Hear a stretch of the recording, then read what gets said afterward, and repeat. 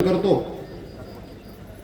आपल्या पक्षाचे पक्षप्रमुख आदरणीय उद्धव साहेब ठाकरे, राष्ट्रवादी काँग्रेस पक्षाचे राष्ट्रीय अध्यक्ष आदरणीय शरदचंद्रजी पवार साहेब, काँग्रेस पक्षाचे राष्ट्रीय अध्यक्ष आदरणीय मल्लिकार्जुन खरगे साहेब, व्यासपीठावर उपस्थित असलेले जिल्हा परिषदेचे माजी अध्यक्ष विक्रांत जाधव, गुहागर विधानसभा मतदारसंघाचे क्षेत्र प्रमुख महेशजी नाटेकर, राष्ट्रवादी काँग्रेस पक्ष शरदचंद्रजी गटाचे अध्यक्ष पद्माशेठ आरेकर, माझे ज्येष्ठ सहकारी आणि चिपळूण अर्बन बँकेचे चेअरमन श्रीयुत मोहनशेठ मिरगल, या ठिकाणी उपस्थित असलेले आमचे ज्येष्ठ मार्गदर्शक,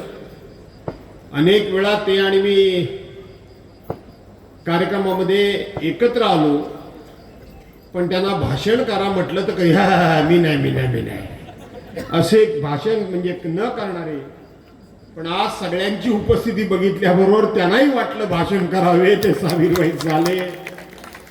सन्माननीय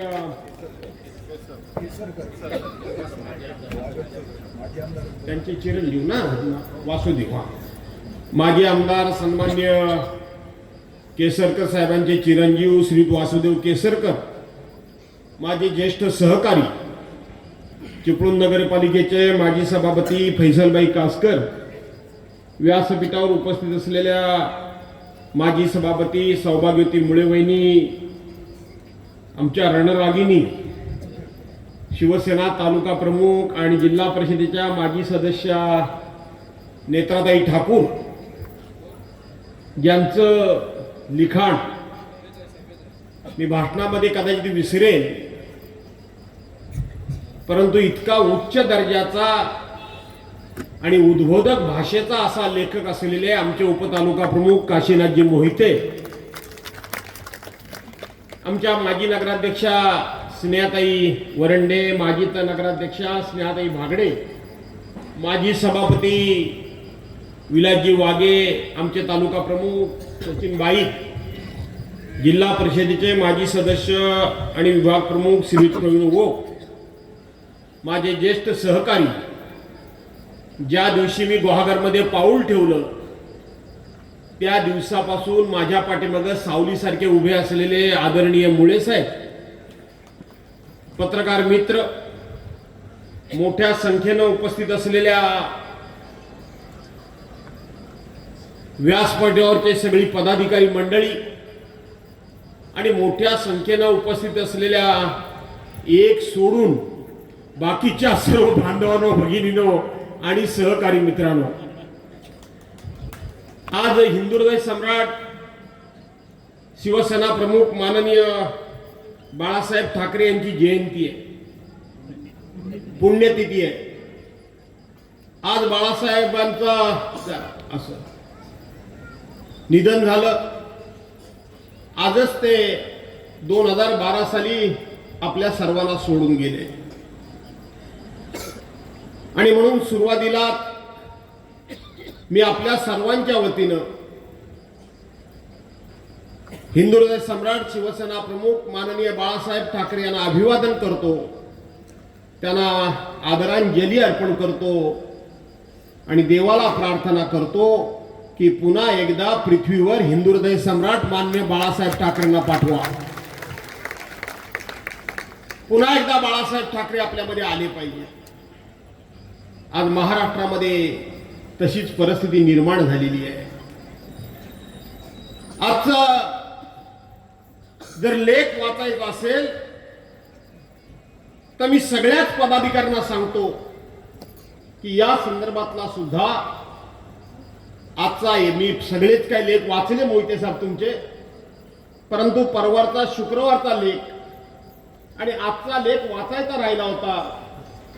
मी चिपळूण मधून येता येता, हा फॅन बंद करून टाका, चला त्या फॅनच्या आडवी येऊन तो आवाज येतोय, बंदच करा, आता बरं वाटतंय ना? हा, आणि म्हणून तो लेख मी वाचला तो राजकारणामध्ये समाजाला मार्गदर्शन करणारा लेख आहे. समाजाच्या तरुणांना तुम्ही चुकीच्या मार्गाने जाऊ नका. तुम्ही जो मार्ग निवडताय तो तुमचा भविष्यकाळ घडवणारा नाहीये, तर तुमचा भविष्यकाळ अंधारामध्ये ढकलणार आहे. तुम्ही ज्या समाज नेत्यांच्या मागे लागला आहात त्यातून तुमचं काही भलं नाही, अशा पद्धतीचा जसा उद्बोधक आहे. तसे 9-10 लेख त्यांचे त्याच पद्धतीचे आहेत. पण आजच्या लेखामध्ये हिंदू हृदय सम्राट शिवसेना प्रमुख मान्य बाळासाहेब ठाकरे यांचं महत्व आणि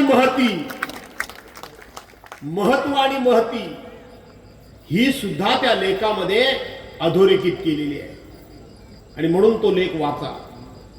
बांधवांनो, भगिनीनो, इथं भाषणं यापूर्वी सर्वांचीच झाली. येता येता मी माझ्या काही माणसांना उभं करून ठेवलं होतं आणि प्रत्येक वक्ता काय बोलतोय त्यातले महत्वाचे मुद्दे मला सांगा, ते मला मोबाईलवर सांगत होते. आणि त्या प्रत्येक वक्त्यानं काय काय वक्तव्य केलं, काय काय या ठिकाणी मार्गदर्शन केलं, त्या सगळ्याची मी नोंद घेतली. आता प्रत्यक्षपणे विक्रांतचं मी भाषण ऐकलं. जवळजवळ पाऊण तासाचं भाषण तुम्ही सर्वांनी ऐकलं. मला असं वाटतं की विक्रांतनी कुठल्याही मुद्द्याला स्पर्श करायचा सोडलाय असं मला आता काय वाटत नाही. सगळ्या मुद्द्यांना त्यांनी स्पर्श केलाय. तुमच्या सर्वांच्या समोर हे सगळे मुद्दे मांडून जे वस्तुनिष्ठ अशा प्रकारचे मुद्दे आहेत, जे वास्तववादी मुद्दे आहेत, ते तुमच्या सर्वांच्या समोर मांडून तुम्हा सर्वांना 20 तारखेला भास्कर जाधवलाच मतदान का करा हा विचार करण्याकरता म्हणून त्यांनी प्रत्येक मुद्दा मांडलेला आहे. मला असं वाटतं त्यांचे जुने जाणते मुस्लिम समाजातले ज्येष्ठ नेते त्या बाजूला सगळे बसलेत, ते सारखे माना असे करतात. जरा हवालदार सरका इकडे जरा प्लीज तुम्ही. या माझ्या पुढे जवळ या. मी नितेश राणे नाही, भास्कर जाधव आहे. चला तुम्ही कोण उभे आहेत ते पण सरका. कोण आहे? आमचे बावधनकर काय? अरे इकडे या. तुमचा मान पाहिला पत्रकार म्हणजे. अरे सत्यवान तुम्ही पण.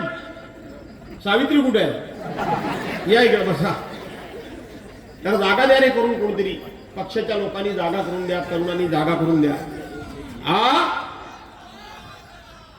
कोण दादा? अच्छा. आणि म्हणून प्रत्येक मुद्द्याला विक्रांतनी स्पर्श केलेला आहे. विशेष काय मी सांगायला पाहिजे अशातला भाग नाही. परंतु 24 तारखेला उमेदवारी अर्ज मी भरला आणि त्यानंतर जवळजवळ महाराष्ट्रामध्ये मी बऱ्याच ठिकाणी जाऊन आलो. मी केवळ माझा प्रचार करत बसलो नाही. आपल्या रत्नागिरी जिल्ह्यामध्ये सुद्धा राजापूरला राजन साळवींच्या प्रचारला आलो. रत्नागिरीमध्ये बाळ मानेंच्या प्रचारला दिवसभर गेलो. प्रशांत यादव जे चिपळूणमधून निवडणूक लढवत आहेत, राष्ट्रवादी काँग्रेस पक्षातर्फे म्हणजे महाविकास आघाडीचे, आपण सगळे महाविकास आघाडीचे म्हणून आहोत. आणि म्हणून त्यांचा एक दिवस प्रचार केला. संजय कदमांचा प्रचार केला. खरं तर आता उद्या महाडला आमची मुलगी स्नेहल जगताप जी उभी राहते तिच्या प्रचारला जायचंय. आणि आज मी तुमच्या सर्वांच्या समोर आलो. याच्यापूर्वी माझ्या मतदारसंघामध्ये जे काही 12.5-13 जिल्हा परिषदेचे गट आहेत त्या प्रत्येक गटामध्ये विक्रांतचा आग्रह होता की प्रत्येक गटामध्ये पप्पा सभा झाली पाहिजे. तुम्ही या वेळेला नेहमीसारखे गाफील राहू नका. नेहमी तुम्ही काय करता की शेवटचे 2 किंवा 3 दिवस फक्त आपल्या मतदारसंघात येता आणि बाकी वेळेला तुम्ही बाहेरच्या मतदारसंघामध्ये असता. पण या वेळेला तुम्ही गाफील राहू नका. तुम्हाला आपल्या मतदारसंघामध्ये किमान प्रत्येक जिल्हा परिषद गटामध्ये एक तरी सभा घ्यायला हवी. आणि मग परवांच्या दिवशी मी मुंक्यामध्ये खाडी पट्ट्यामध्ये सभा घेतली. त्यानंतर आपण धामणला सभा घेतली, कोंडिवलीमध्ये सभा घेतली, लोट्यामध्ये सभा घेतली, काल आपण आबलोलीला सभा घेतली, दुसरी सभा आपण काल वेळणेश्वरला घेतली, तिसरी सभा काल कोकरे गटामध्ये घेतली आणि मग उरले दोन गट, एक पाटपांगळे आणि दुसरा अंजनवेल गट उरला. आणि विक्रांत म्हणाला, पप्पा ह्या दोन गटामध्ये आम्हाला दोन सभा नको, आम्हाला एकच सभा पाहिजे, आम्हाला एकच सभा पाहिजे. मी म्हटलं ठीक आहे, तू सध्या सगळं नियोजन वगैरे व्यवस्थित करतोस, तू सगळी आखणी करतोस, प्लॅनिंग करतोस, तुझं तू ठरव. आणि बांधवानो भगिनीनो, हे दोन गटांची सभा आणि त्याला तुम्ही थोडं सहकार्य केलं. मला असं वाटतं ही दोन गटांची सभा म्हणजे साक्षात तुमचं विराट रूप मी या ठिकाणी पाहतोय. साक्षात विराट रूप मी पाहतो. हे कसं होऊ शकतं? ही एवढी गर्दी कशी उभी राहू शकते? विक्रांतला काळजी एवढीच वाटली की आपल्या बापानं 2.5 वर्षापूर्वी शिवसेना फुटल्यानंतर पक्षप्रमुख उद्धव बाळासाहेब ठाकरे यांचा विश्वासघात झाल्यानंतर अनेकांना अंगावर घेतलंय. गद्दार मिंदे गटाला पण अंगावर घेतलंय, त्या ठिकाणी भारतीय जनता पार्टीला पण अंगावर घेतलंय. आणि अजित पवारांच्या बाबतीत कोण बोलत नाही, तर आपल्या बापानं पहिलं आव्हान दिलं, प्रसंगी अजित पवारांबरोबर सुद्धा 2 हात मी केल्याशिवाय राहणार नाही. आणि प्रत्येक आमदाराच्या मतदारसंघामध्ये जाऊन मग कधी हिंगोलीला गेलो, कधी नाशिकला गेलो, कधी ठाण्यामध्ये गेलो, ज्या ज्या ठिकाणी गेलो त्या ठिकाणी, कधी कोल्हापूरला गेलो, जिथे कुठे गेलो त्या ठिकाणी प्रत्येकाचा समाचार आपल्या बापानं घेतलेला आहे. आणि म्हणून हे सगळे मिळून निवडणुकीमध्ये आपल्या बापसाला चारी बाजूने घेरल्याशिवाय राहणार नाही, चारी बाजूने घेरल्याशिवाय राहणार नाही. आणि म्हणून पप्पा तुम्ही गाफील राहू नका, तुम्ही दुर्लक्ष करू नका, तुम्ही बाहेर फिरत राहू नका. प्रत्येक जिल्हा परिषद गटामध्ये एक तरी बैठक तुम्ही घ्या, हा आग्रह धरला. आणि आग्रह धरल्यानंतर आज मी या ठिकाणी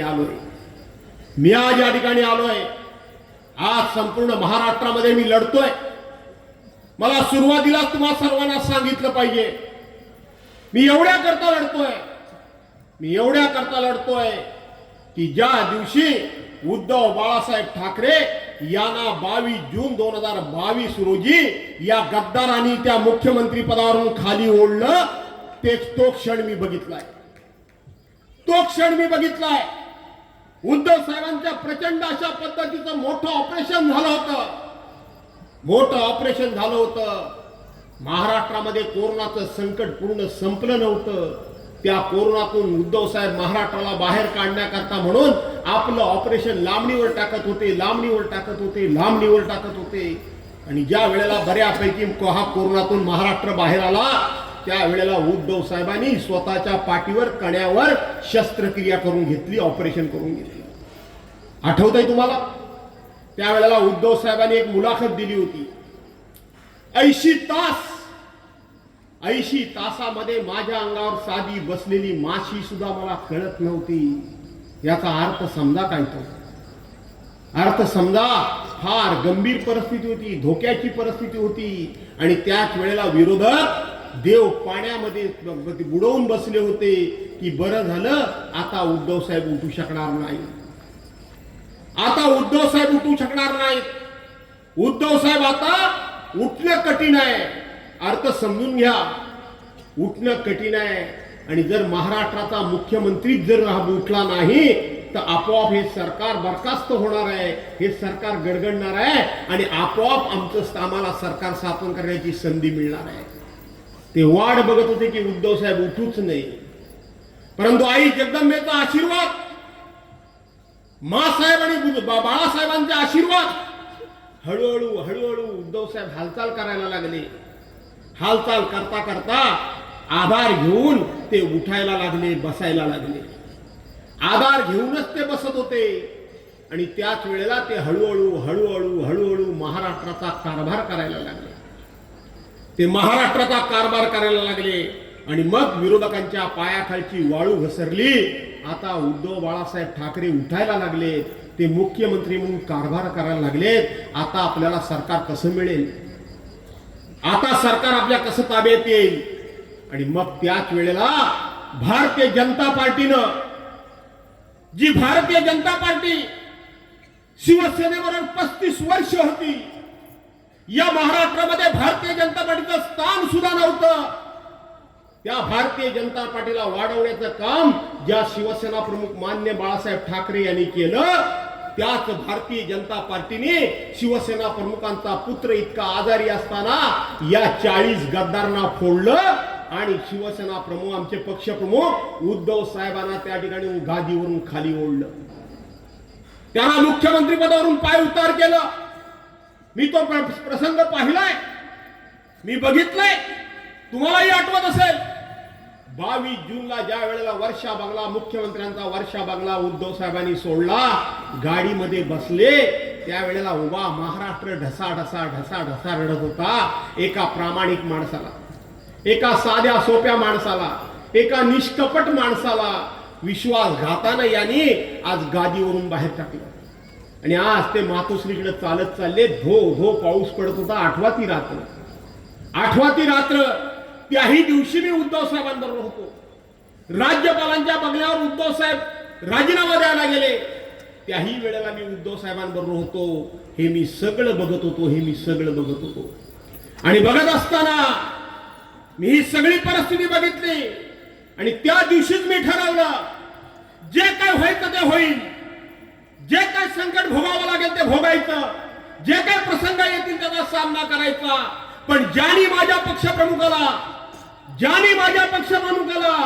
या राजगादीवरून खाली ओढलं आणि स्वतःच्या गादीवर बसले, त्याला खाली ओढेपर्यंत गप्प बसायचं नाही, लढायचं नाही.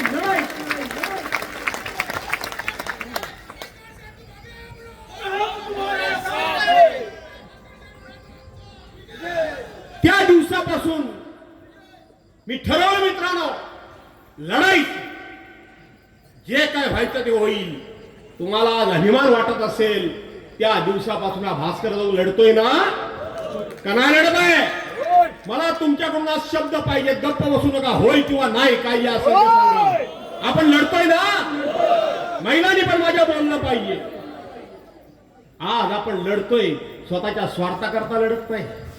ज्याचा विक्रांनी उल्लेख केला, नाना तऱ्हेचा छळवाद मांडला गेला, नाना तऱ्हेच्या चौकशा झाल्या, त्याचा मी उल्लेख कधी केला नाही.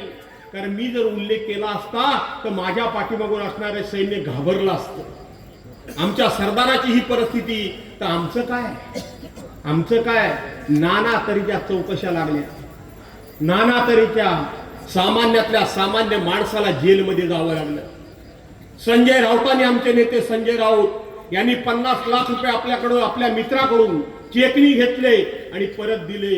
ह्या एका मुद्द्यावर त्यांना जेलमध्ये टाकलं ना. अनिल देशमुख यांच्यावर खोटा 100 कोटी रुपये वसुलीचा आरोप केला. ज्यांनी आरोप केला त्यांनी शेवटी लिहून दिलं की माझ्याकडे कुठलाही पुरावा नाही, मी तो खोटा आरोप केला होता. तरी सुद्धा 14 महिने अनिल देशमुखांना जेलमध्ये जावं लागलं ना. नवाब मलिकांचा गुन्हा काय होता? नवाब मलिकांचा? ती प्रेस कॉन्फरन्स 8व्या नवाब मलिकांची, दिवाळीच्या अगोदर 2, 3, 4 दिवस नवाब मलिकांनी प्रेस कॉन्फरन्स घेतली होती आणि त्यांनी सांगितलं होतं, दिवाळी हा शुभ सण आहे, आनंद व्यक्त करण्याचा सण आहे. दिवाळी हा सर्वांना शुभेच्छा देण्याचा सण आहे. दिवाळी होऊन जाऊ द्या, तोपर्यंत मी गप्प बसतो. आणि दिवाळी नंतर देवेंद्र फडणवीसांच्या पापाचा बॉम्ब गोळा मी फोडतो. हे नवाब मलिक बोलले. आणि अवघे 4 दिवस गेले आणि नवाब मलिकांना जेलमध्ये जावं लागलं. कुठल्या गुन्ह्याखाली माहिती आहे तुम्हाला? नवाब मलिकांच्यावर गुन्हा लावला की 1993 साली मुंबईमध्ये बॉम्बस्फोट झाले आणि त्या बॉम्बस्फोटाचे आरोपी, त्यांची जमीन वगैरे, दाऊद इब्राहिमची वगैरे त्यांची जमीन वगैरे ही नवाब मलिकांनी घेतली आणि नवाब मलिक त्यांचे भागीदार आहेत, ते देशद्रोही आहेत, अशा प्रकारचा आरोप केला आणि त्यांना जेलमध्ये टाकलं. जेलमध्ये टाकलं, जवळजवळ 2 वर्ष ती जेलमध्ये सडली. त्या नवाब मलिकांकरता मी अनेक वेळा संघर्ष केला, घाबरलो नाही. मी प्रश्न विचारला राज्यकर्त्याला, अरे मुंबईमध्ये बॉम्बस्फोट झाले 1993 साली, त्यानंतर 95 साली तुमचं सरकार आलं, केंद्रामध्ये 96 साली तुमचं सरकार आलं, पुन्हा 2014 साली तुमचं केंद्रामध्ये सरकार आलं, पुन्हा तुमचं 2014 साली महाराष्ट्रामध्ये सरकार आलं. इतके वर्षामध्ये 93 ते 2022 पर्यंत तुम्हाला हे नवाब मलिक बॉम्ब स्फोटातल्या आरोपींचे साथीदार होते, हे तुम्हाला दिसले नाहीत काय? हे तुम्हाला कळले नाहीत का? 26-27 वर्ष तुम्ही त्या माणसाला देशद्रोहाच्या गुन्ह्याखाली आतमध्ये टाकला. तुमची सरकार येऊन गेली, त्यांनी 4-5 वेळा निवडणुका लढवल्या, ते निवडून आले, ते 2-2 वेळा मंत्री झाले, तुम्ही त्यांना या गुन्ह्याखाली आत टाकतात. मी मी मी मी नवाब मलिकांची तळमळ बघितली आहे, मी नवाब मलिकांचं दुःख बघितलंय. ते माझे मित्र आहेत, मला सांगताना कमीपणा वाटत नाही. सभागृहामध्ये त्यांची बाजू घेऊन कोणी राष्ट्रवादीवाला बोलत नव्हता, पण भास्कर जाधव बोलत होता. त्यांचं मी दुःख बघितलंय. त्यांनी सांगितलं, नवाब मलिकांनी, की मला कुठल्याही गुन्ह्याखाली मोहन त्यांनी सांगितलं आत टाका, कायमचा जेलमध्ये मला सडवा, तुम्हाला वाटलं तर मला फाशी द्या, पण मला मी केवळ मुसलमान आहे म्हणून मला देशद्रोही ठरवू नका, मला देशद्रोही ठरवू नका. काय त्या माणसाच्या वेदना मी जवळून बघितल्या. मला फाशी द्या, पण मला मी मुसलमान आहे म्हणून मला देशद्रोही ठरवू नका. त्यांनाही 2 वर्ष जेलमध्ये राहावं लागलं. आज अजित पवारनी त्यांना पाठिंबा दिल्याबरोबर ते बाहेर आले. ह्या सगळ्या पार्श्वभूमीवर भास्कर जाधव यांच्यावर तुटून पडतोय. त्याला आत काही टाकला नसता असं वाटतं तुम्हाला? माझ्या चौकशा झाली नसतील असं तुम्हाला वाटतं? ED, CBI, NIA, income tax, आणखीन काय काय ते आहे की काय आहे ना, ते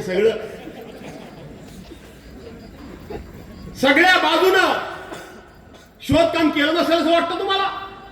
सगळ्या बाजूनं शोधकाम केलं, पण तुम्हाला अभिमान वाटेल की भास्कर जाधववर एवढाही भ्रष्टाचाराचा आरोप कोण करू शकला नाही. एवढाही भ्रष्टाचाराचा आरोप कोण करू शकला नाही. हा अभिमान तुम्हाला वाटतो का नाही वाटतो? अरे माझ्याकडे नैतिक अधिष्ठान आहे, नैतिक अधिष्ठान आहे. मला माहित आहे मी गुन्हा केलेला नाही, मला माहित आहे मी भ्रष्टाचार केलेला नाही. त्यामुळं यांच्या विरोधात लढताना तुमचा भास्कर जाधव कधी डगमगला नाही आणि कधी घाबरला नाही. आणि म्हणून विक्रांत, मला विश्वास होता की आजही समाजामध्ये प्रामाणिकपणा, चांगुलपणा आणि चांगल्या गोष्टीला चांगला म्हणणारी माणसं आजही समाजामध्ये आहेत. मला माहित होती की मला चारी बाजूने घेण्याचा प्रयत्न केला तरी माझी जनता माझ्याबरोबर उभी राहिल्याशिवाय राहणार नाही. हा माझा अंदाज ठरलाय ना? खरा ठरला. गुरुजी मी त्या दिवशी सांगितलं, जर मला निवडूनच द्यायचं असेल, फक्त मला निवडून देऊ नका, मला निवडूनच जर द्यायचं असेल तर मला नुसता निवडून देऊ नका, किमान या सगळ्या शक्तीच्या विरोधात, या सगळ्या ताकदीच्या विरोधात 50,000 मतांच्या मतानं मला निवडून द्याल ना? किमान 50,000 मतं मला जास्त हवेत, सन्मानजनक पाठवा. त्या विधानसभेमध्ये गेल्यानंतर लोकांनी तुमच्या भास्कर जाधवकडे बघितलं पाहिजे. उद्या महाविकास आघाडीच्या सरकारमध्ये अरे हा बाहेर येऊन उगाच डरकाळी फोडत नाही, याचे लोक ह्याच्या पाठीशी उभे आहेत, म्हणून हा डरकाळी फोडतो. इथे राज ठाकरे येऊन गेले, माझ्याबद्दल काय एक शब्द बोलले काय रे भावनो? बघितलं बोलले. काल मुख्यमंत्री आले. आज मला जरा जास्त बोलायची इच्छा होती, विक्रांत पण जास्त बोलला त्यामुळे बोलत नाही. बोलू काय, जरा कंटाळल्यावर नाही ना? मला खरंच आज जास्त बोलायची तुमच्याशी इच्छा आहे, सगळ्या विषयावर बोलू काय का बाहेर? या हेदवीच्या सरपंच मोरे नको म्हणतात. आणि म्हणून बोललं पाहिजे. आज तुमचं काही निवडणुका होतील आणि जातील, पण काही मुद्दे इथं खुलासे झाले पाहिजे, हे लक्षात घ्या. आणि म्हणून या ठिकाणी मुळामध्ये माझ्यासमोर कोण उभं राहत होतं काय? उभंच राहायला तयार नाही. पहिल्यांदा नेहमी निवडणूक आल्यानंतर पुढे उगवतात. हिरवी 4.5 वर्ष गायब असतात ते नातू. बरोबर आहे का नाही? बघा तुम्ही, पूर्वी निवडून तुम्ही देत होता तेव्हा पण 4.5 वर्ष माडीवर. आणि मग आणि पुढचे 4 महिने निवडणूक आली की आले हळूहळू गाडीवर. असंच असायचं ना? असंच असायचं ना? का कधी होते का माहिती? कुठं काही दिसायचे काय? काही दिसायचे नाही. माडीवर. निवडणूक आली की गाडीवर. ते मग पुढं आले सारखे आले. मग ते पुढे पुढे नाचायला लागले, मला उमेदवारी मिळणार, मला उमेदवारी मिळणार. मग साड्या घेऊन आले. बरोबर आहे ना बायानो? साड्या घेऊन आले होते ना? साड्या घेऊन आले. कधी उष्ट्या हातान कावळं न आकळणारा हा माणूस, कोणाच्या लग्नात 5 रुपयाचं प्रेझेंट पॉकेट न देणारा हा माणूस. बरोबर आहे का नाही? साड्या घेऊन आले. झालं, ही आमची नेत्राबाई ठाकूर, जिजाजी वर खाली वर खाली वर खाली. साहेब गडबड झाली. बोलो काय झालं? हो, माझ्या देखत माझ्या मतदारसंघातल्या महिला साड्या आणायला गेल्या.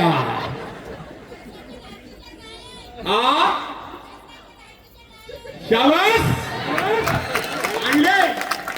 ती पण दाखवायला आणले. काही साडी आणले दाखवायला. म्हणून म्हटलं जरा बोलू ना तुमची शासनाला शिवाय. अरे साड्या आणायला गेले.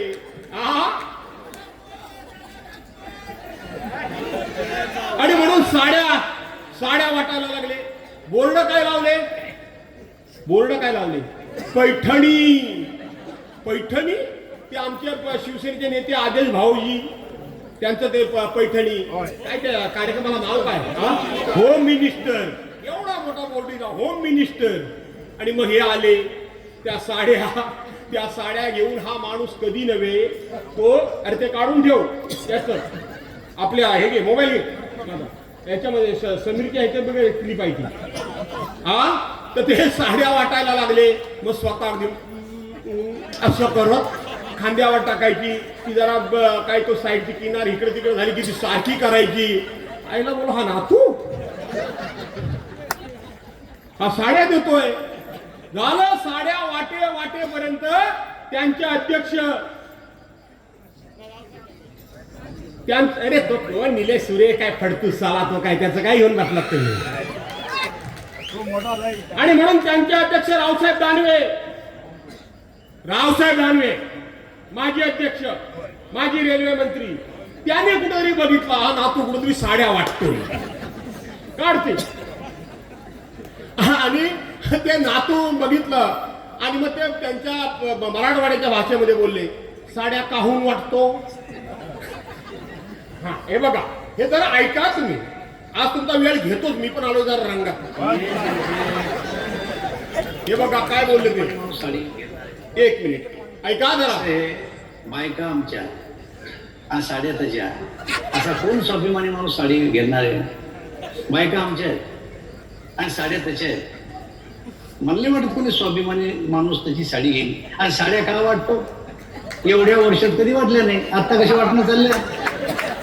लावून दाखवून चालली का? कपड्यानं लावून दाखवून चालली.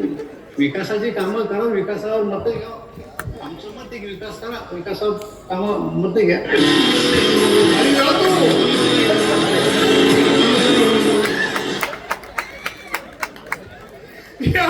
ही क्लिप आली बाहेर. आता नातूंची झाली पंचायत. बरं, त्या साड्या सुद्धा कसल्या. मी आज सगळ्या साडीवाल्याला बोलवलं, मोहन आणल्याच साड्या. आता ते ताई बोलली नेसण्याच्या लायकीचे नाही, धुतलीवर चोता होतो चोता. आणि म्हणून मी सगळ्या साडीवाल्याला बोलवलं. अरे बा, ही पैठणी ही किती रुपयाची सांग तुम्ही मला. नातू एवढा नातूनी खर्च केलेला नाही तो, ते रवीचा वाण. आणि म्हणून नातू झाले उदार काय ते मला माहिती आहे. आणि म्हणून ही साडी केवढीची आहे ती सांग तरी. त्या 1 बघला, 2 बघितला, 3 बघितला. कोण म्हटले, ओ साहेब ही पैठणीचा नाहीच आहे. अरे म्हटलं नाही, कसा पैठणीचा बोर्ड नाही. म्हटली ही पैठणी नाही. मग या साडीची किंमत किती आहे असेल? तर कोण म्हणी 100 रुपये, कोण म्हणी 125 रुपये. काय म्हटलं एवढ्या कमी कशी असेल? साहेब म्हटला खरं सांगू काय, ही 65 रुपयाला साडी मिळते. याला बाहेरनं खोका लावलेला आहे प्लॅस्टिकचा, म्हणून ही 75-80 रुपयाला 100 रुपयाला गेली असेल. प्लॅस्टिकच्या खोक्यात होती का नाही? लोकांना फसवता काय? आणि म्हणून मग रावसाहेब दानवेंचं त्या ठिकाणी आल्यानंतर साडी घेतली आणि नटू करत नाटू गेली. तो परत विपुल कदम आले की नाही? विपुल कदम आले. मग आता विपुल कदम आल्यानंतर शिवसेनेचे त्यांचे पदाधिकारी खुश झाले, म्हणले नातू येऊन काय फायदा नाही, टाक पाणी. आता म्हणले हा विपुल कदम आलाय, आता विपुल कदम भरपूर आपल्याला पैसे देईल. ते खुश. तिकडनं 8-9 कार्यालय काढत आले म्हणजे भरपूर पैसा मिळेल. तो पण व्यापारीच आहे, त्याने बघितला सगळं पाण्यात जाणार आहे, भास्कर जाऊ का ऐकणार नाही. मग ते गेले. मग आता आमचे मित्र राजेश बेंडल आलेत ना. आता आमचे मित्र राजेश बेंडल आलेत. हे बेंडल म्हणजे पहिल्यांदा कुणबी समाज म्हणून मी समाजाचा उभा राहणार म्हणून सांगितलं, नंतर मी बळीराज सेनेकडनं उभा राहणार म्हणून सांगितलं, नंतर गेले तटकरे साहेबांना राष्ट्रवादी अजितदादा गटात वगैरे भेटायला. सगळ्या बातम्या आल्या ना, अजित पवार गटात होणार. दुसऱ्या दिवशी सकाळी बघतात ते एकनाथ शिंदेकडनं उभे. तिथंही आता राजेश बेंडल आलेले आहेत. मी राजेश बेंडलांच्या बाबतीत फार काय बोलणार नाही, पण नक्की त्यांच्या मुलाखतीबद्दल बोललाय. विक्रांत बोललाय, मुलाखतीबद्दल बोलणार आहे आणि नातूंबद्दल बोलणार आहे. आणि काल राज्याचे मुख्यमंत्री आले, एकनाथ शिंदे आले ना. ते काय म्हणाले? ते म्हणाले की एका आडीतली, आडी म्हणजे पूर्वी खाली आंबा टाकायचा, वरती पेंडा, खाली पेंडा, आंबे, परत पेंडा, अशी ती आडी तयार करायची. आता बॉक्स मध्ये भरतात, पेटीमध्ये भरतात, बरोबर आहे ना.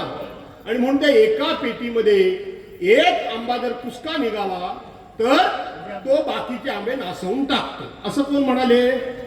झाले माझे पत्रकार मित्र ताबडतोब धावत गेले. कुठं? वेळेश्वरला मला गाठायला. हा कॅमेरा बिमाऱ्या घेऊन. कुठे गेला आमचा राजेश आहे तो, आमचा काय तो मंदा नाही, उमेश आहे, लेले मंदार लेले, उमेश माझा आहे गेले, मनोज लेले. ते असा माझ्यासमोर कॅमेरा धरलीन आणि मला म्हणाले की मुख्यमंत्री असं बोलले, नासका आंबा तुमच्याबद्दल बोलले, त्याचं तुम्ही काय उत्तर द्याल काय? त्याला मी म्हटलं, अरे बाबानो, त्यांनी माझं नाव घेतलेलं नाही, मला ते असं बोललेले नाही. ते नासका आंबा बोलत असताना बाजूला विनय नातू बसले होते.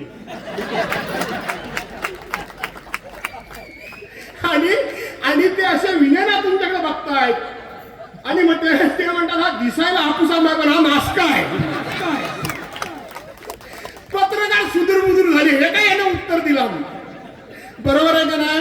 हा दिसायला हापूस आंब्यासारखा दिसतो पण हा नासका आहे. का म्हणाले एकनाथ शिंदे? ते मला नाही बोलले, समजून घ्या तुम्ही. ते नातूनाच बोलले, विनय नातूनाच बोलले. का बोलले? त्यांना माहित आहे हे विनय नातू 1992 साली रमाकांत भाऊ बेलवलकर कैलासवासी, ते जिल्हा परिषद सदस्य, अब्बासबाई कारभारी पंचायत समिती सदस्य, मुळे वहिनी पंचायत समिती सदस्य, हे निवडून आले आणि हे पडले. माहित आहे ना, जुन्या नवीन पिढीला माहित नाही, पडले निवडणुकीमध्ये.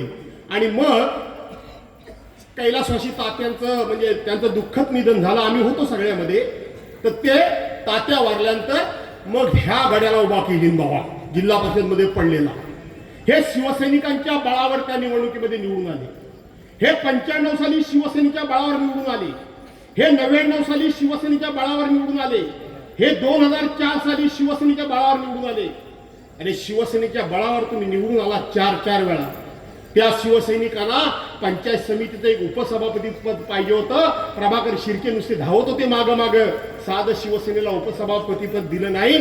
त्या शिवसेनेच्या बळावर तुम्ही 4 वेळा निवडून आला. त्यावेळेला राज्याचे विरोधी पक्षनेते रामदास कदम यांना शिवसेना प्रमुखांनी उमेदवारी दिली. ह्यांनी खोडा घातला ना, हे अपक्ष उभे राहिले ना, मी निवडून आलो तो सोडा, पण शिवसेनेच्या माणसाला पाडला ना, मग नासका आंबा कोण? बरोबर आहे. नासका आंबा 2004 साली 9 साली झाला. 2014 साली पुन्हा हा गडी उभा राहिला ना, नासका आंबा कोण? 2019 साली शिवसेना भाजपाची युती होती, आमची युती होती. मी शिवसेनेला उभा राहिलो होतो. नातूंनी माझं काम केलं. एकदा तरी माझ्या मिटिंगला आले?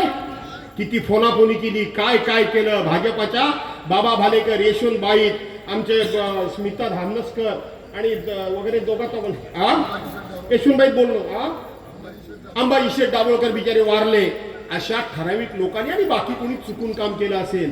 पण ह्या विनय नातूनी युती होती, हे युतीचा धर्म सांगतात. ह्यांना फक्त स्वार्थाचा धर्म माहिती आहे, युतीचा धर्म यांना कधी माहित नाही. आणि ह्यांनी मेसेज पाठवला, कमळ समजून घड्याळाचं बटन दाबा युती असताना. आणि या सगळ्या प्रवासामध्ये एकनाथ शिंदे हे उद्धव साहेबांच्या आणि बाळासाहेबांच्या सेनेतच होते की नाही. त्यामुळं आज ते नातू त्यांच्याबरोबर असल्यामुळे त्यांना डायरेक्ट काय बोलू शकत नाही. पण त्यांना माहिती आहे हा नासका आंबा आहे. मला नाही बोलले, ते विनय नातूलाच बोलले हा नासका आंबा आहे. दुसरं काय बोलले रे? काय ते नाही हो, ते भाकरी करपली नंतर, पण आणखीन काहीतरी नातू बद्दल बोलले. ते सगळं नातूला बोलले. दुसरं काय ते पत्रकार मला विचारायला लागले की ते म्हणाले भाकरी करपली ती परतायला हवी. आता पत्रकारांना काय माहित मी किती तयारी जाईल. म्हटलं अरे भाकरी करपली ती परतायला पाहिजे, याचा अर्थ जे सरकार आहे त्याला बदलायला पाहिजे. बरोबर आहे की नाही? असा सुद्धा अर्थ होतो की नाही? काय माणूस खराय का नाही? जे सरकार आहे त्याला बदलायला पाहिजे. आणि म्हणून एकनाथ शिंदेना कळून चुकलंय. आपण शिवसेनेशी गद्दारी करून भाजप बरोबर गेलो. भाजप हा काय विश्वासाचा पक्ष नाही. आमच्या देखत सांगतात की देवेंद्र फडणवीस पुढचा मुख्यमंत्री 2029ला आम्हीच फक्त पक्ष, आमचा एकटा पक्ष सत्ता आणणार. त्यामुळं आमची बहुतेक तिरडी ह्यांनी आता उचललेली दिसते. त्यामुळं एकनाथ शिंदे सांगू शकत नाही की आमचं सरकार बदला. त्याने तुम्हाला इशारा केलाय की ही भाकरी करपली, ती पलटा आणि आमचं सरकार घाला आणि महाविकास आघाडीचं सरकार आणा. आता महाविकास आघाडीचं सरकार आणाल का नाही तुम्ही? महाविकास आघाडीचं सरकार आणा असं त्यांनी सांगितलं. दुसरं काय ते बोलले, तुम्हाला नकलाकार माणूस हवाय का कामाचा माणूस हवाय? नकलाकार म्हणजे मी. बरोबर आहे का नाही? आता मला सांगा, त्यांच्या बाजूला राजेश बेंडल उभे होते. फोटो काढून बघा काय नक्कल आहे राजेश बेंडलांची. बिचारा उभा आहे का झोपलाय तोच कळत नाही. बघा तुम्ही, उभा आहे का झोपलाय तोच कळतच नाही. आणि म्हणून काम करणारा माणूस कोण पाहिजे? तर काम करणारा त्यांनी इशारा केलाय. त्यांनी माझं नाव कसं घेणार? प्रचारला त्यांचे आले ना. मी काम करणारा माणूस आहे का नाही? एकाच असं गाव सांगा की ज्या गावामध्ये मी विकासाचं काम केलं नाही. एकाच दुसरं काम राहिलं असेल, पण गाव कुठला चुकलेला नाही. कुठलाही चुकलेला नाही. आणि म्हणून नक्कल करायला अक्कल लागते. बरोबर आहे? आता मी भाषण करतोय, नुसतं भाषण वाचल्यासारखं केलं तर तुम्हाला बरं वाटेल काय? आता जरा मी तुम्हाला हसवतोय की नाही? तो माझं भाषण तुम्हाला आवडतंय का नाही? मग नक्कल केली म्हणून हसताय का नाही? आणि म्हणून एकनाथ शिंदेने तुम्हाला सर्वांना सांगितलंय की नकला करणारा पण भास्कर जाधव आहे आणि काम करणारा पण भास्कर जाधव आहे. त्याला निवडून द्या मला निवडून, म्हणजे मी तुमचं काम पण करीन आणि तुम्ही दमला भागला की तुम्हाला नक्कल करून जरा मनोरंजन पण करीन की नाही करीन? पण आता हे माझी टिंगल टावळी करतात नातू तू ना. परशुराम आहेत काय? 2009 साली पद्मश्री आठवत असेल, पहिल्यांदा आपण गेलो 2008ला मलनच्या साळीवाडी. गोपाळ शेठ साहेब वारले मला वाटतं ते, त्यात गेलो होतो आपण. नंतर गोपाळ शेठ साळींच्या घरी गेलो. तिथे एक वयोवृद्ध ग्रस्त बसले होते, अशी पायावर पाय टाकून मस्तपैकी. आणि ते सगळं झालं आणि म्हणाले, जसं वाल्याचा वाल्याकोळी झाला, तो वाल्याकोळी होण्याकरता नारदानं सांगितलं की तू आता एकच काम कर, मरा मरा मरा मरा मरा मरा म्हण. मरा मरा म्हटलं म्हणजे राम राम होतं ना. तसं आता सर्वांनी नातू नातू नातू नातू नातू नातू ना करा. नातू तुम्ही आता नातू नातू करा म्हणजे तुना तुना होईल. बरोबर आहे की नाही? आता तुना तुना नाचतोय. हे परशुराम ओकांनी सांगितलं तुना तुना. आताच मी सांगतो नातू साहेब, तुमचा राजकारणातला सगळा आता पडदा बंद झाला, हे लक्षात ठेवा. का? परवाच्या दिवशी नातूनी दिलेली मुलाखत बघा सगळ्या समाजाच्या लोकांनी. नातूनी दिलेली मुलाखत बघा. अत्यंत विषारी मुलाखत आहे नातूंची, अत्यंत विषारी. मी माझ्या आयुष्यामध्ये अशी विषारी केली नाही. बोलण्याच्या भाषेखाली समाजामध्ये वाद लावायचा हेतू आहे त्यांचा. कुणबी विरुद्ध मराठा अशा प्रकारचा वाद लावण्याचा डाव आहे त्यांचा. बघा मी तुम्हाला सांगतो, निवडणुका होतील आणि जातील. कोण हारेल आणि कोण जिंकेल याची पर्वा करण्याची गरज नाही. पण गावगाडा हा अनेक जातींनी एकत्र गाव येऊन तो गावगाडा चालतो. बरोबर आहे ना? तर नाही बरोबर आहे? आणि म्हणून हे वाद लावायला बसलेत. विनय नातूंचं पाप आहे. विनय नातूंच्या मनामध्ये पाप आहे की विनय नातूला कळतंय की आता मला मिळालं नाही, आता कोणालाही मिळता कामा नये. विनय नातूंनी भाजप पक्ष तर संपवलाच, विनय नातूंनीच संपवला. हे जिल्हाध्यक्ष होते, काय केलं पक्ष करता येईल? काही केलेलं नाही. मी निवडणूक आलो की माझा फक्त विचार करा, बाकी कोणाचा नाही. अरे ओबीसी बद्दल एवढं जर तुम्हाला प्रेम आलंय, ओबीसी बद्दल एवढं तुम्हाला प्रेम आलंय, तर तो कोण त्यांचा उमेदवारी अर्ज मागे घेतलेला? हा संतोष जैतापकर.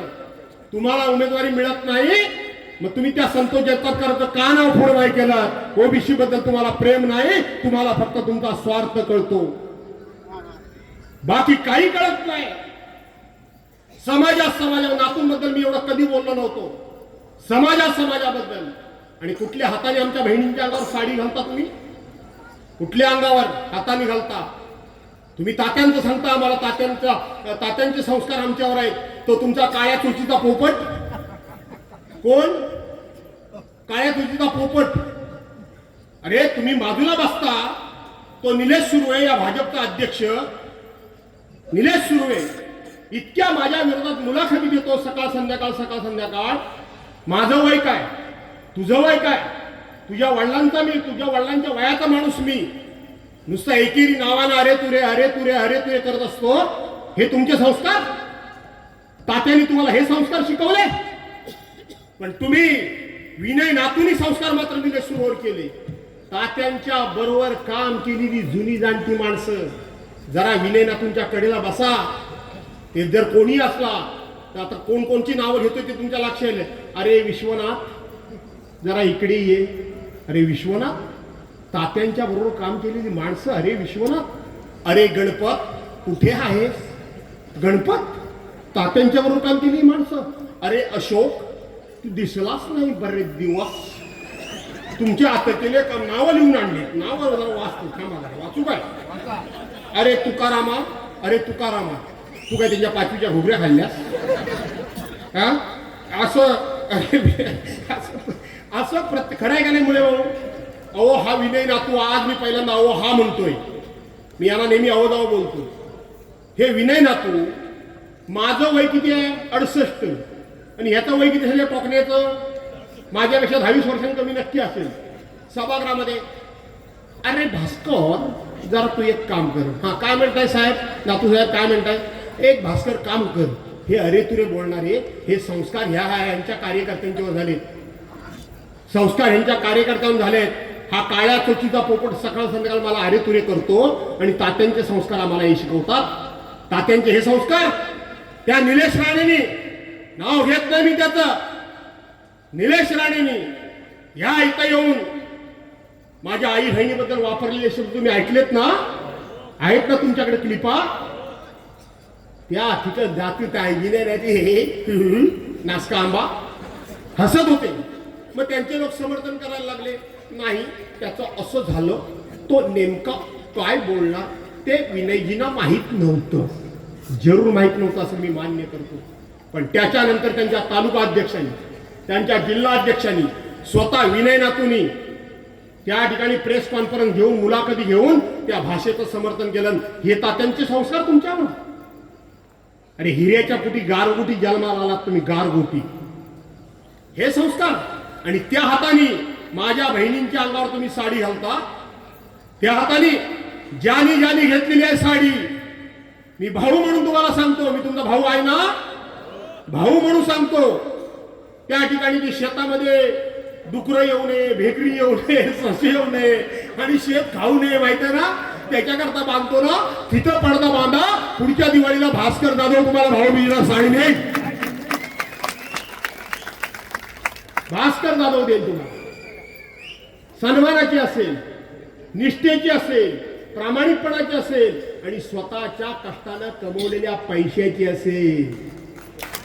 कुणीतरी दिलेल्या पैशाची नाही, कुणीतरी साड्या आणून दिलेल्या त्यातल्या नाही. सुरतला जाऊन, गुवाहाटीला जाऊन, गोव्यात जाऊन, मुंबईमध्ये जाऊन 50 खोके, अरे 50 खोके, त्या 50 खोक्यातली नसेल तर हा तुमचा भाऊ स्वतःच्या कष्टाने आणून तुम्हाला साडी देईल. ती सगळ्यात तुम्हाला आनंदाची वाटेल, ती तुम्हाला अभिमानाची वाटेल.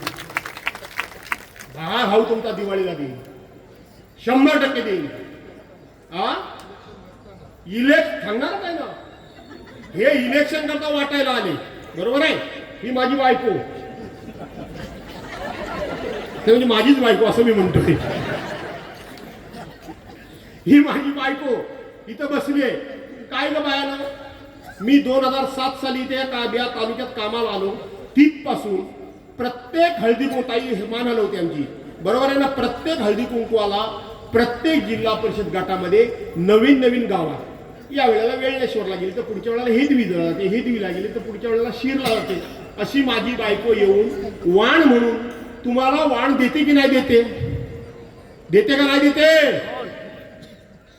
अशी वर्षाला 5-10 हजार तिनं वाण वाटला. कधी आम्ही बोर्ड लावला भास्कर जाधवांचा, कधी भास्कर जाधव वाण द्यायला आले, नट्टू जशी साडी टाकायला आली तशी आले. अरे स्वार्थ तुम्हाला, जर वाण खरोखर द्यायचं असेल तर ते वाण त्या सौभाग्यवतीचा सन्मान म्हणून केला पाहिजे. आलेल्या प्रत्येक बाईचा सन्मान केला. स्वार्थ कसला असा त्यामध्ये ठेवता, स्वार्थ कसला ठेवता, याच्यामध्ये स्वार्थ ठेवायची काही गरज नाही. आणि म्हणून मित्रांनो, आणखीन एक गोष्ट सांगतो, आणखीन एक सांगायला हवी. दुसरे कुणबी समाजाचे नेते कृष्णाजी वने, त्यांची क्लिप मी बघितली. कृष्णाजी वनेंची मी क्लिप बघितली. त्यांनी माझ्यावर आरोप केला. काय केला ते म्हणले, भास्कर जाधव यांनी आमच्या समाजाचं खूप नुकसान केले.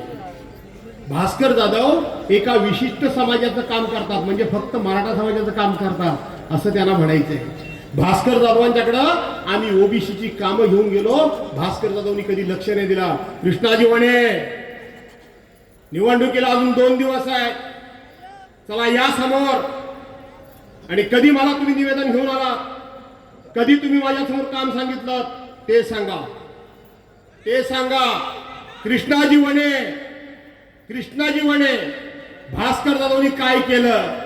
ज्या राजेश बेंडलांकरता तुम्ही हे बोलताय ना, ते सभापती असताना त्यांनी तुमच्या घरासमोरची पाकाडी सुद्धा नाही केली, ती भास्कर जाधवनी केली.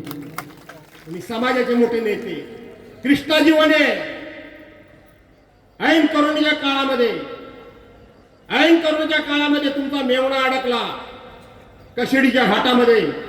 तुम्ही समाजाचे नेते, राजेश बेंडल त्यावेळेला नगराध्यक्ष होते, तुम्ही त्यांच्याकडे सोडवायला नाही गेला, ते माझ्याकडे आले, ते माझ्याकडे आले, त्यांना मी सोडवलं. कृष्णाजी वने, तुमचा पुतण्या कोरोनाने एवढा आजारी झाला, एवढा आजारी झाला आणि त्याला कोरोनाच्या हॉस्पिटलमध्ये ऍडमिट केलं गेलं. हे कृष्णाजी वने, हे हुमणे गुरुजी, हे सगळे 2019 साली माझ्या विरोधात बेटकरांचं काम करत होते. त्यानंतरच्या ह्या घटना सांगतोय, अगोदरच्या सांगत नाही. माझ्या विरोधात काम केल्यानंतर आणि त्याला आम्ही कॉटेजमध्ये ऍडमिट केला आणि ऍडमिट केल्यानंतर तिथून मला फोन आला की साहेब डॉक्टरना पाठवू. डॉक्टरना पाठवण्याकरता आपण हालचाल केली आणि मला त्यावेळेला डॉक्टरला थोडासा वेळ झाला. हे म्हणाले, मामा त्याला रत्नागिरीत घेऊन जायचंय, रत्नागिरीत घेऊन जायचंय. मी म्हटलं ठीक आहे, रत्नागिरीत जायची तयारी करू. त्या वेळेला एक माणसाचं नाव सांगितलं मी, कुणबी समाजातलाच माणूस बाहेर आला आणि त्यांनी मला फोन केला. त्यांनी मला फोन केला की साहेब त्याचं आता काही खरं नाही. डॉक्टरनी सांगितलंय तो 5-10 मिनिटातच या ठिकाणी त्याचं आता काही बरं वाईट होणार आहे, खरं नाही. त्याला हलवण्याच्या भानगडीत पडायचं नाही. डॉक्टर आपल्यावरती जबाबदारी झटकण्याकरता म्हणून सांगतायत इथून बाहेर घेऊन जा, तुम्ही ह्या भानगडीत पडू नका. कृष्णाजी वने हे उद्या कुणबी समाजामध्ये जाऊन सांगतील की भास्कररावांच्या विरोधात आम्ही काम केलं म्हणून भास्कररावांनी त्याला मुद्दामून हलवायला सांगितलं आणि माझा पुतण्या गेला, हे तुमच्या नावाचा अपप्रचार करतील. मी सांगितलं काय अपप्रचार? अरे अपप्रचार केला तरी हरकत नाही. मी डॉक्टर सानपाला लगेच पाठवलं आणि डॉक्टर सानपाला सांगितलं काय वाटेल ते झालं तरी चालेल, वाटेल ती रिक्स घ्या, पण हा पोरगा जगला पाहिजे, त्याला जगवण्याचं काम त्यावेळेला भास्कररावांनी केलं. कुठं होतात तुम्ही? तुमच्या पुतळ्याला सरकारी नोकरी आली, शेवटच्या 10 मिनिटांमध्ये दाखला मिळाला नाही तर त्याला नोकरी लागणार नव्हती. आपण आपले शब्द कठोर वापरले कमिशनरच्याकडं आणि तो दाखला मिळवून दिला आणि तुमच्या पोरग्याला पुतळ्याला नोकरी मिळाली. कुठं होतात तुम्ही? हे आरोप करता माझ्यावर, काय वाटेल ते आरोप करा, पण असे आरोप होता कामा नये. हे हुमणे गुरुजी हॉस्पिटलला ऍडमिट होते. पांडुरंग पाते हे रोखटोक बोलणारा माणूस आहे, मी त्यांना पाते साहेब म्हणतो, ते खरं बोलतील. मी जुना मोबाईल शोधून काढणार आहे, त्याच्यामध्ये त्यांनी माझ्या आभाराचा पाठवलेला मेसेज पण आहे. हे हुमणे गुरुजी हॉस्पिटलला ऍडमिट झाले गणपतीच्या आदल्या दिवशी आणि मला पांडुरंग पात्यांनी फोन केला ह्या हुमणे गुरुजींबद्दल. ह्यांनी माझ्या विरोधात काम केलेलं होतं. मला फोन केला आणि सांगितलं आपले गुरुजी गेले. तुला काय बोलता काय झालं काय? तर काय नाही म्हणाले, त्यांचं ते जवळजवळ आटोपल्यातच जमा आहे. बोलो काय करायचं? जमाय म्हणून आटोपल्यात जमाय म्हणजे अजून व्यवस्थित आहेत ना? ते म्हणले जेमतेम आहेत, काय करावं लागेल, चला कुठल्याही मुंबईच्या हॉस्पिटलला न्या, लागेल तो खर्च मी करीन. ते म्हणले जाऊ शकत नाही, हेलिकॉप्टर मागवतो. गुरुजी जगले पाहिजेत निसार भाई, लक्षात ठेवा. हे माझ्या विरोधात असून गुरुजी जगले पाहिजेत, पण पावसाळ्यामध्ये हेलिकॉप्टर येणार नव्हतं. शिगवण साहेबांचं नाव काय? रामभाऊ शिगवण साहेब तेही होते. त्यांनी मला फोन केला. मी डॉक्टरला सांगितलं की डॉक्टर काय वाटेल ते झालं तरी चालेल, गुरुजी जगले पाहिजे. ते म्हणाले ऑपरेशन तातडीने करावं लागेल, आमच्याला खात्री नाही, पण उद्या कमी जास्त झालं तर हे लोक मला सोडणार नाहीत आणि म्हणून हे सही कोण करायला तयार नाहीत. मी डॉक्टरना सांगितलं माझ्यावर ब्लेम आला तरी चालेल, पण गुरुजी जगले पाहिजेत, सही मी करायला तयार आहे आणि गुरुजींना जगवण्याचं काम आपण केलं. अरे कोणाच्या विरोधात बोलता तुम्ही? थोडी तरी जाण आणि जाणीव ठेवा. मी कधी काढलं नाही, काढत नाही. मला जातीवादी बोलता, मला जातीवादी बोलता, बाकी सगळं मी सहन करेन. अरे ते स्नेहा वरंडे बसले आहेत, या नगराध्यक्ष झाल्या माझ्या जातीच्या आहेत, या मुळेबाई झाल्या माझ्या जातीच्या आहेत, या नेत्रा ठाकूर झाल्या माझ्या जातीच्या आहेत, हे स्नेहा भागडे झाल्या माझ्या जातीच्या आहेत, हे विलास मागे झाले माझ्या जातीचे आहेत. कोण आहे माझ्या जातीचा? हा सुनील पवार बेलदार समाजाचा माणूस त्या उपसभापती झाला, तो माझ्या जातीचा आहे. जाती निवडणुकीमध्ये जातीपातीचं राजकारण तुम्ही करता. मी मगाशी म्हटलं की निवडणुका होतील आणि जातील, पण समाजाचं विघटन होता कामा नये. माझ्या जातीचा आहे. कोण कोणाचं नाव घेऊ? तो सुरेश सावंत बौद्ध समाजाचा माणूस माझ्या विरोधात निवडणूक लढवली, त्याला आपण उपसभापती केला, तो काय माझ्या जातीचा आहे? हा फक्त जातीचा फक्त सुनील जाधव एक मराठा समाजाचा फक्त उपसभापती केला 1.25 वर्ष करता, त्यालाही न्याय नाही द्यायचा, छोटे समाज आहेत. हा मोहन गवळी समाजाचा आहे. त्या समाजाला कधी वाटत नाही की आम्हाला ही पदं मिळाली पाहिजेत म्हणून? ही माझी चूक आहे. जातीवर आरोप करता. आज सांगतो गुरुजी तुम्हाला, आज सांगतो वाणे तुम्हाला, आज सांगतो पांडुरंग पाते तुम्हाला, समाजाचं वाटोळ तुम्ही लावताय. निवडणुका होतील आणि जातील, समाजाच्या तरुणांनी ऐकून ठेवावं. आहेत सीताराम ठोंबरे कुठे गेले? पांडुरंग कापले कुठे गेले? भाषण केलं ना तुम्ही, काय माझ्या जातीच्या? पण मी जात कधी बघितले नाही, सगळे माझ्या जातीच्या मी मानत आलो. समाजाचा वाटोळा लावताय. गुरुजी तुम्ही समाजाचे अध्यक्ष होता, तुम्ही अध्यक्ष होता, तरी सुद्धा समाज जास्त असून लोकांनी तुम्हाला 2-2 वेळा पाडलं. माझ्यामुळे तुम्हाला लोकांनी निवडून दिलं. पाडलं, तुमचे डोळे उघडणार कधी? राजू बेंडल, अरुण रहाटेंच्या विरोधात तुम्ही तुम्ही तुम्ही तुम्ही पराभूत झाला. तुमचे डोळे उघडणार कधी? तुमचे डोळे उघडणार कधी? मी टाहो फोडून सांगतोय, टाहो फोडून सांगतोय की जो जो कोणी उभा इच्छुक व्हायला असेल त्यानं कुठल्या समाजामध्ये जन्माला यायचं ते त्याच्या हातात नाही, पण त्यांनी असा आदर्श निर्माण करावा, समोर बसलेल्या कुठल्याही जाती धर्माचे लोक असतील त्यांनी गर्वानं सांगितलं पाहिजे, हा माझ्या जातीचा माझा आमदार आहे. कोणाला शिकवता या गोष्टी? निवडणूक होईल आणि जाईल, आलतू फालतू आरोप सहन करणार नाही. राजेश बेंडाल, तुम्ही काय म्हणताय? तुमचं व्हिजन आणि फिजन 5 वर्ष तुम्ही जे पंचायत समितीमध्ये होतात, सभापती होतात, एक काम केल्याचं का गावात सांगत नाही? नगराध्यक्ष 5 वर्ष होते म्हणजे 10 वर्ष पदावर होते ना. सभापती म्हणजे आमदाराच्या नंतर सर्व अधिकार सभापतीला असतात. हा घडी कुठल्या गावात दिसला काय? दिसला? खरी गोष्ट आहे. ते काम सांगा कृष्णाजी वने त्यांचं, जातीचं बोलू नका. मी आज सांगतो ह्या राजेश बेंडलनी स्वतःचा घात कसा करून घेतला. पंचायत समितीला आम्ही यांना उभं केलं. हे पद्मश्री आरेकर आहेत आणि प्रत्येकावर मी जबाबदारी दिली, कारण मी जिल्ह्याचा पालकमंत्री होतो. मला संपूर्ण जिल्हा फिरायचा होता आणि शेवटच्या दिवशी मी इथं आलो.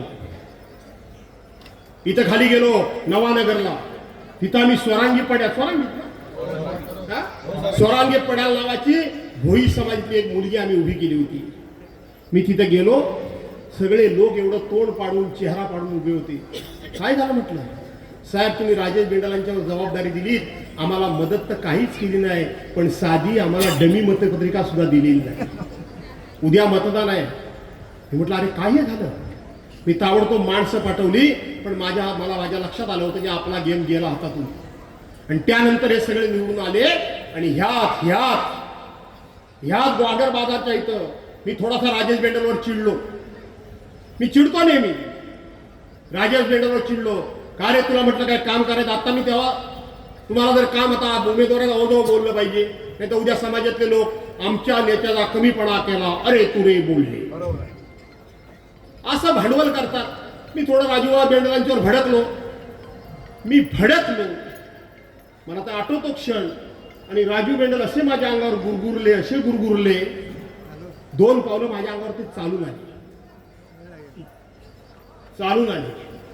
मला आठवतंय की हुमणे गुरुजींनी त्याला पटकन मागे घेतले. काय बोलताय तुम्ही मला, अमुक काय करताय? अरे म्हटलं पाडलीस तू एका गरीब बाईला, तिचा पराभव केलास तू. तुला करायचं नव्हतं तर मला सांगायचं. ज्या दिवशी राजू बेंडल माझ्यावर गुरगुरले त्या दिवशीच मी ठरवलं की बापानं आपली चप्पल मुलाला झाली की त्यांनी मुलाच्या पुढे वटवट करायची नसते. आहाच्या समोर मला वटवटता करून चालणार नाही. तिथंच तुझं वाटोळाला सुरुवात झाली. तिथंच हे पांडुरंग कापले 2-2दा निवडून आले, ह्या मुळेबाई 2-2दा निवडून आल्या, ह्या मेत्रा ठाकूर 2-2दा निवडून आली, आणि कोण आली? तुम्ही एकदाच फक्त निवडून आला. आज सुद्धा राजू बेंडल सावध व्हा. मी आज सांगतो तुम्हाला, या निवडणुकीत मी जिंकणारच आहे आणि पुढच्या वेळेला तुम्हाला माझ्याबरोबर यावंच लागणार. ज्यांनी म्हणून 1992 सालापासून माझ्या विरोधात निवडणूक लढवली सुधाकर भाऊ, ते पुढच्या निवडणुकीला माझ्या बरोबर आले. तुम हम साथ आहे. आता गेल्या वेळेला बेटकरांनी निवडणूक लढवली. विचार आहे मोहन, आता येत म्हणजे ते सुद्धा आता सांगायला आले. त्यांनी फोटो काढून दिलाय, भास्करराव हम तुम्हारे, तेव्हा राजू बेंडल तुम भी हमारे साथ आहोत.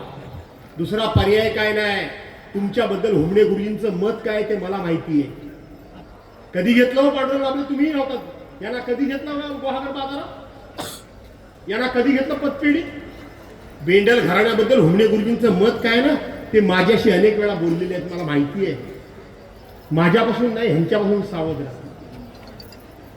स्मृतीने वेगळा करायचे, काय काय बोलायचे ते मला चांगलं माहिती आहे. मी राजू बेंडल मला पुढे आणण्याचा प्रयत्न केला तेव्हा हे मला काय सांगायचे ते मला चांगलं माहिती आहे.